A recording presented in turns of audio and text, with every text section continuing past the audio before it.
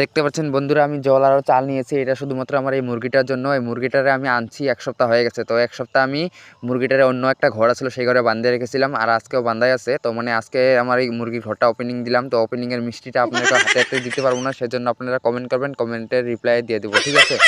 আর বেশি কথা না পারিয়ে বলে দিচ্ছি, ঘরটায় আমার 1 সপ্তাহ লেগেছে বানাতে। আর এই ঘরটার মধ্যে 5টা বাঁশ লাগছে, আর আমি নিজে একলাই বানাইছি, ঠিক আছে? কিরকম লাগছে কমেন্টে বলে দেবেন।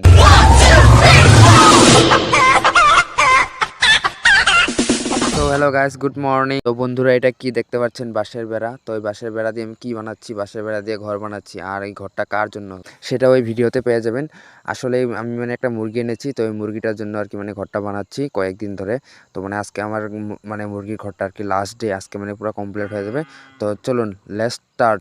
মুরগির ঘরটা দেখানোর আগে প্রথমে মুরগিকে খাইয়ে নেই। মুরগির জন্য চাল নিয়ে এসেছি, চাল আরও জল।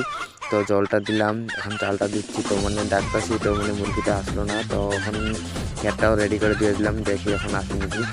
তো বা কি সুন্দর মুরগিটা খাচ্ছে, দেখছেন কি সুন্দর। আর এই যে ঘরটা দেখেন, ঘরটা বানাতে মোটামুটি আমার 7 দিন লেগে গেছে, 1 সপ্তাহ, প্রায় 1 সপ্তাহ লেগে গিয়েছে।